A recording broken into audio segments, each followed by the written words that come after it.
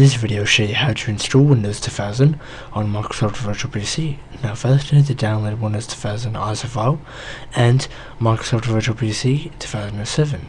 I've provided both the websites in the description box below, which you can download them all. When it's done, double click on Microsoft Virtual PC from a desktop. Click on New.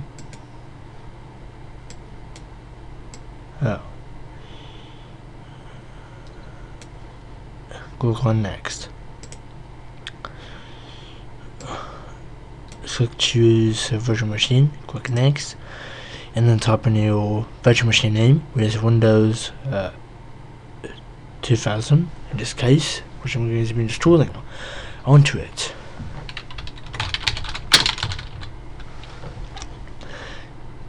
Click Next.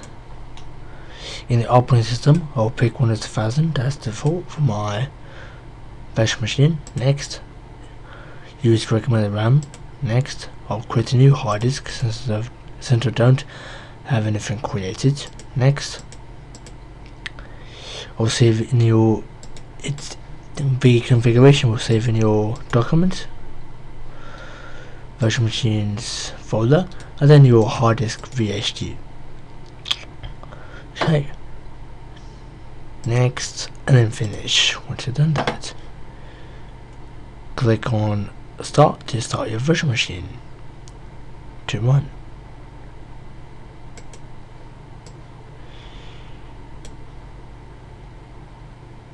Here, click on CD, click on the capture ISO image, and then I'll select my Windows 2000 ISO file.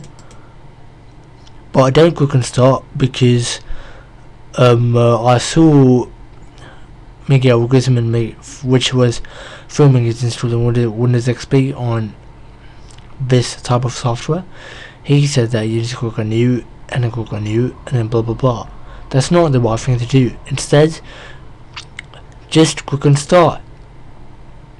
Let's change the name. Click on Start. Then when you click on Start, you will be seeing this screen. That's the correct one. Next, he says that you need to click on CD, then select the ISO file, or use a physical drive like a CD-ROM, which he had. I used to have a CD-ROM, but I have a blank CD-ROM. I'll burn the CD-ROM, then I'll show you what my CD-ROM can do. I'll reset the virtual machine. It will install the Windows operating system. You can see here it is inspecting your configuration of the hardware which you have on your computer. For example, your monitor, even your power tower, which is your component, which is like a main hub, which is the tower PC, which connects the monitor, keyboard and mouse, and the printer, which are all very necessary. When you reach this screen, click on Enter, then tap on F8 to agree to license agreement. Once you've done that, you will see this window, screen up menu, or screen. In this screen, for the partition, what I'm going to do is going to create a partition.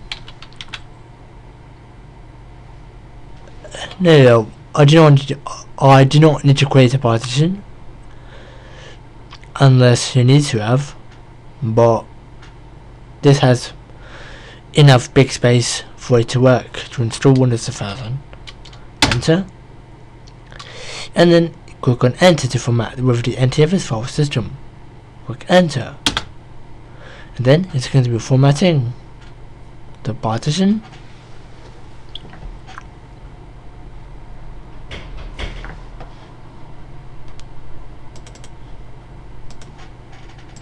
Next, you're going to be initializing your Windows 2000 configuration. When you're done, you will start your computer.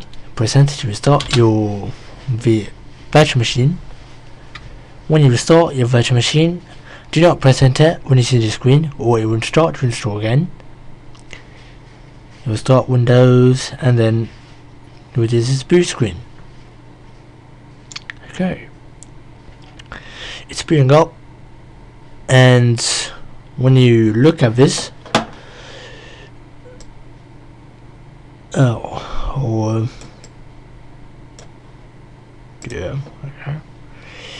there's no capturing the mouse function. Like you click on the virtual screen, that's only done if you install guest editions, or you click on continue when the virtual machine starts.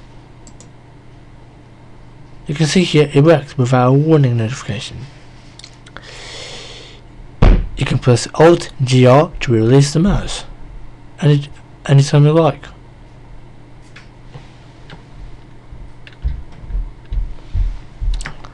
Is going to be installing Windows 2000 on the virtual machine. When in the welcome wizard, click on next. It will install the drivers for the keyboard and mouse.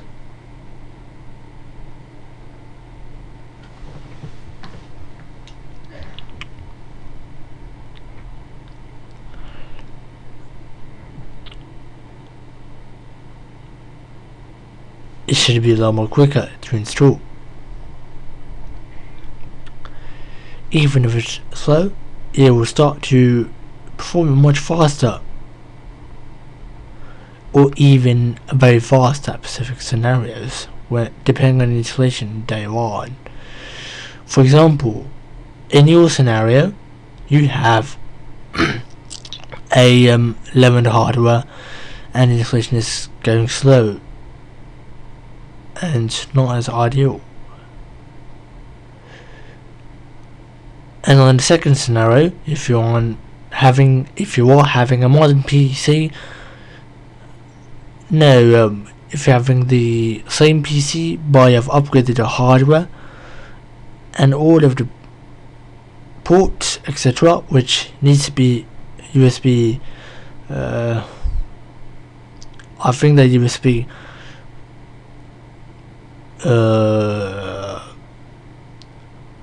1.1 or 2.0, and you have upgraded the RAM, hard disk as well, but an SSD cannot function on this OS, which I'm going to be installing on the virtual machine in Windows, but Windows XP can function on an SSD, but you have to set your BIOS settings to IDE mode, because Windows XP has trouble finding ACR drivers for the PC which is running Windows XP. But Windows 2000, that's far much more worse rather than Windows XP, because Windows XP is newer than Windows 2000. That's why you cannot keep the SSD running on the Windows 2000 operating system. You have to upgrade to at least Windows XP or even Windows 7 to get an SSD function. Or in other cases, like you need to have Windows Vista, the scenario could work, but Windows Vista was a major failure in the world even today. That's why most manufacturers cannot host drivers for Windows Vista for an SSD for that operating system. Only Windows XP and Windows 7 are the support listed for the SSDs to function. And that is the major problem when you try to install Windows 2000 if on the real PC, but if you have an SSD, if you are on that scenario. It's going to be installing your keyboard and mouse drivers. Your screen will flicker for a few seconds. I've also saw a Reddit post containing an individual upgrading the Windows 95 or Windows 98. I think that is a Windows 98 based PC, even with a slightly old Windows 3.1 style desktop, to Windows 2000. I've saw that on the Reddit post, and I took a close look at his setup and his monitor, etc. But the monitor has a scan line, a big thick scan line, that is installing Windows 2000 on the PC. I saw that in a Reddit post, but I think they have. But I saw a few of you. When you're on the screen, click on Next. Just like regional settings. If you want to change the system or locale settings, click Customize. If you want to change the keyboard, customize as well, depending on which you are living in. For example, if you're living in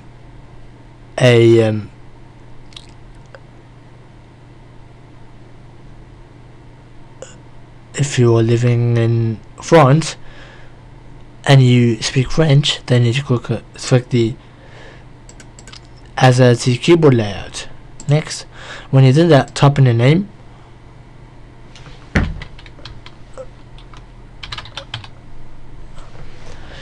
Type in your organization.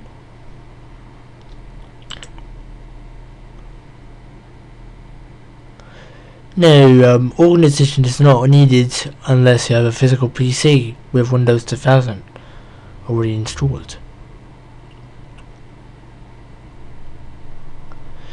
But though many people advised against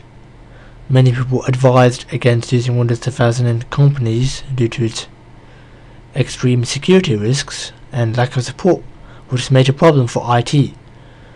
That's in most people's opinions, not mine, because I experienced nothing when I use Windows XP and Windows 2000. I don't face any of the problems like most people expect when you use those outdated systems.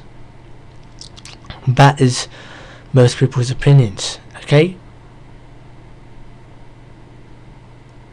If you are a Windows XP or Windows 2000 user, like I am, then you're not alone.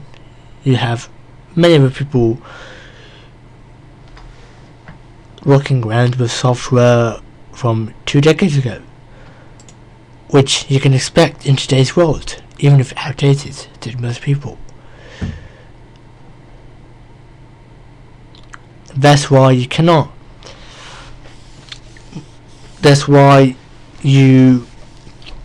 cannot type in a company or organization name, because most people believe that Windows 2000 has extreme security risk and lack of support and dangers of Windows 2000 when using incorporated IT business settings, high-end professionalism in professional workstations.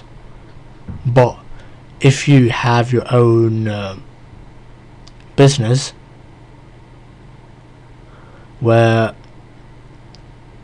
you use the operating system, because most large enterprises cannot allow this operating system to run on their computers.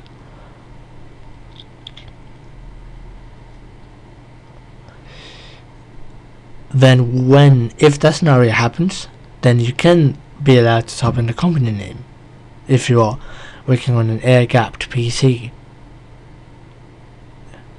that you use for specific tasks like company management and word processors, which are all offline tasks.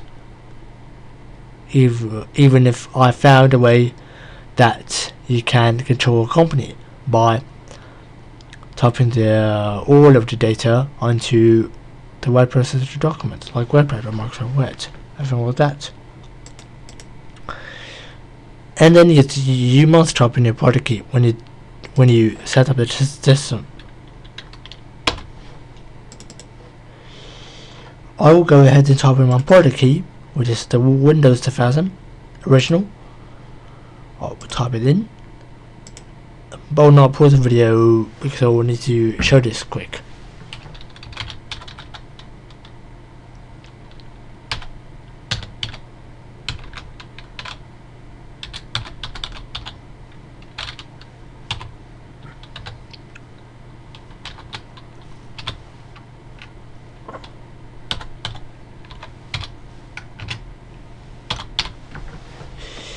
Next, and then again, remember that when I'm a Windows XP or when I'm a Windows XP and Windows 2000 user and even a Windows 98 user, I do not experience many of the problems which many people expect. When I'm using those systems, then I do not experience many of the critical issues and problems that most people expect when using those systems. When I connect to the internet, computer name, password if you wish, but you do not need to have a password unless you have a business or corporative PC, which most people needed to make sure that they are air gapped. Time zone, and then select the time zone which you are in. Or just go ahead, I will find my own which I currently live in.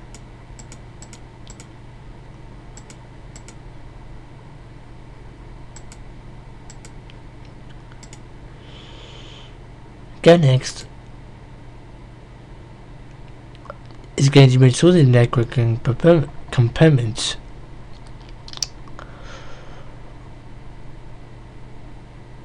Next, when the installation is complete, I'll close this window.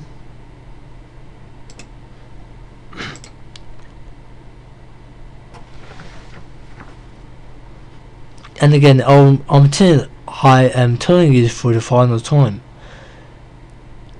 I'm a Windows XP and a Windows 2000 and even a Windows 98 user. When I use the systems on the internet, I currently do not experience any of the problems which most people had to expect, even today, especially on the internet. When I'm using those PCs on the internet, which I still use, I do not experience any of those problems which are most people thinking that they are going to happen. That's why I don't experience any of the viruses, malware, etc., which are bad for the computer to run. Especially when I'm using those systems on the internet, even via dial-up or normally broadband. Typical settings, click next, and then I will use workgroup as my default group. Next. And even if I'm using Windows 7 or Windows Vista, I do not experience any of the issues which most people had to expect, even today. But Windows 7 is slightly secure that it can contribute to UAC, BitLocker, and much more. But Windows Vista also have that, but Windows Vista was a failure in today's world. It's currently historical data that Windows Vista was a failure.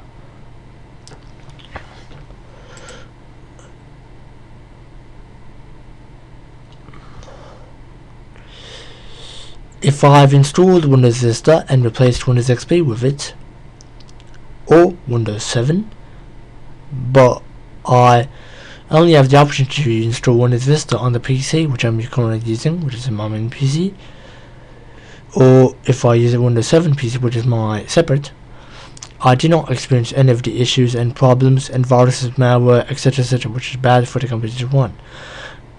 I do not experience any of those problems when I use those operating systems which are considered out of date in today's world. Especially, I do not experience any of the issues when I use those computers connected to the internet.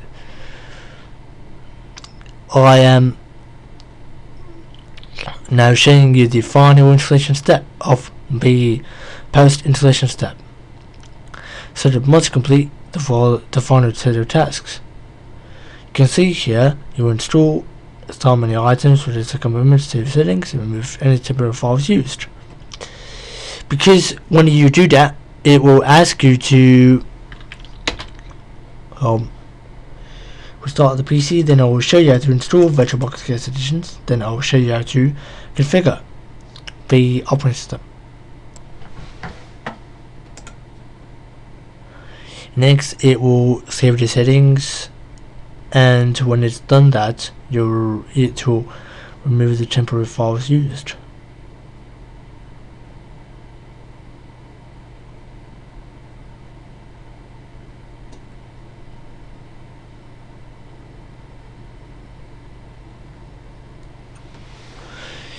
When that's done, I will show you how to install virtual PC guest editions onto the VM.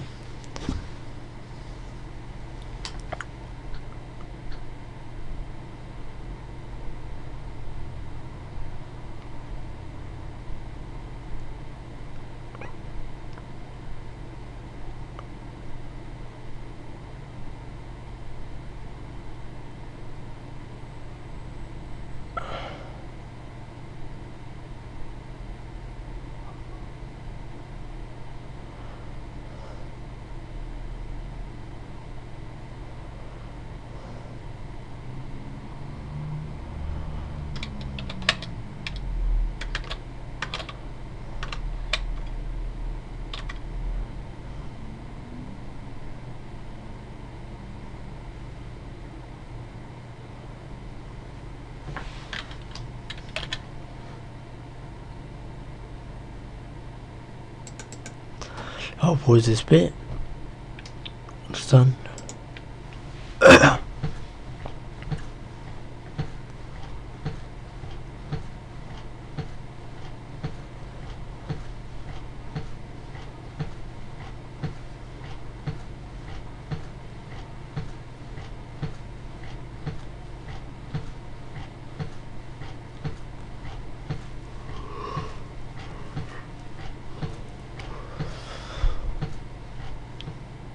It finished installation Windows 2000. Click finish and it will finish the installation. You restart the computer and then it will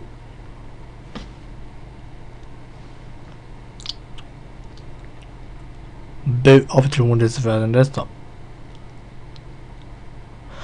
Do not press any key to boot from the CD DVD or device and install again, or change it for the final time. It will install the operating system.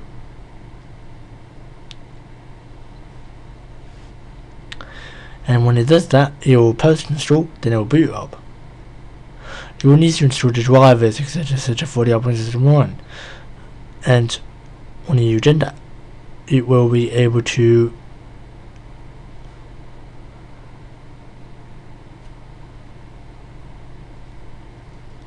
use the operating system as expected or intended.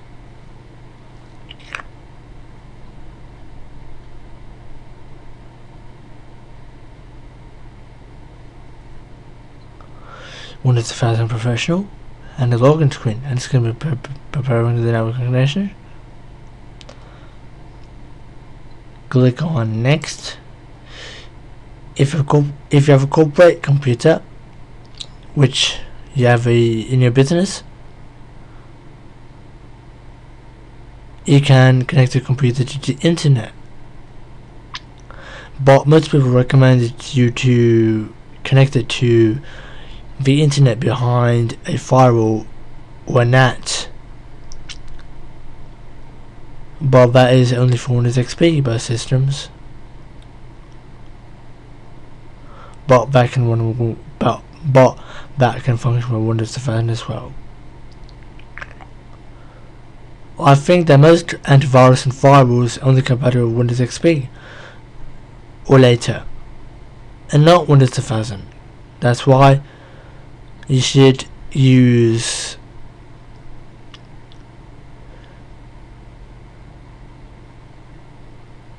a private network or an isolated network for the operating system to function in the corporative settings, like your small business in your office, which most people need to recommend or expect to do what, and to that to happen, that needs to be expected as well by most people for today's security. That's why. In the wizard, click on next, and then type in a password if you wish.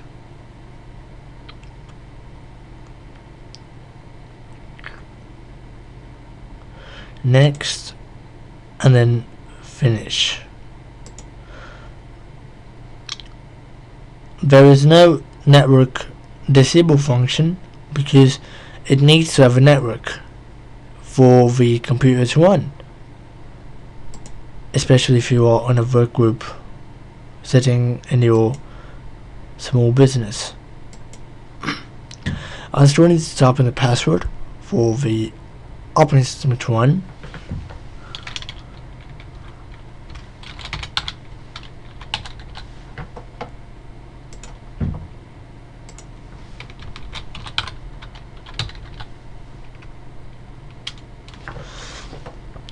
Click on next.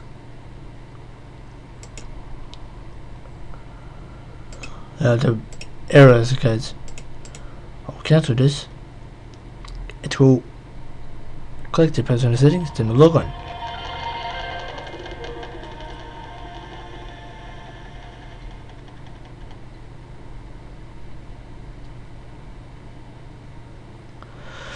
Wait for the load, and this one is the file here. Welcome screen, etc. etc.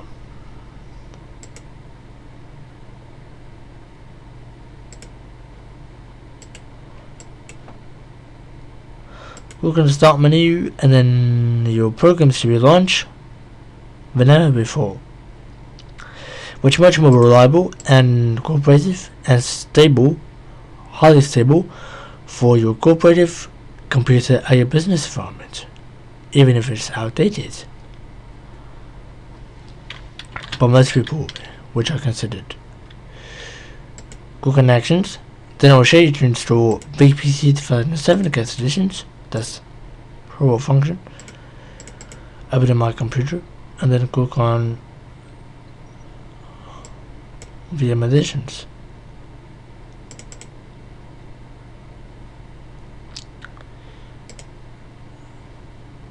Click on next.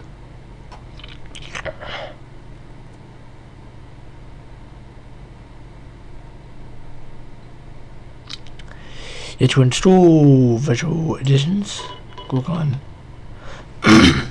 finish, and then it will start to your computer. Press use to restart your computer or your virtual machine.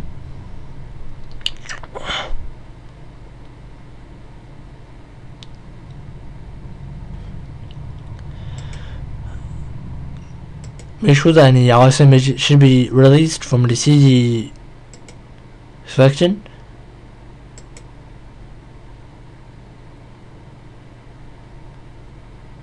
Or you start to install again, even if the present KGB from CD DVD comes up.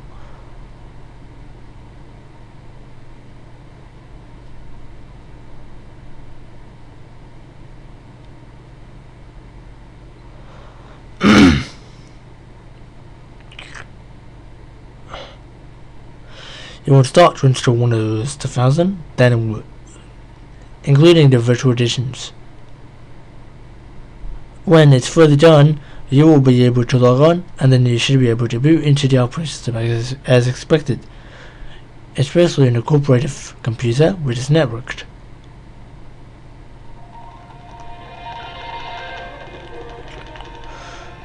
Which is a business. Exit, and then your desktop should be able to function properly and fully fine. It will be able to set the computer. Then once it's done that, Windows 2000 should be able to function quickly.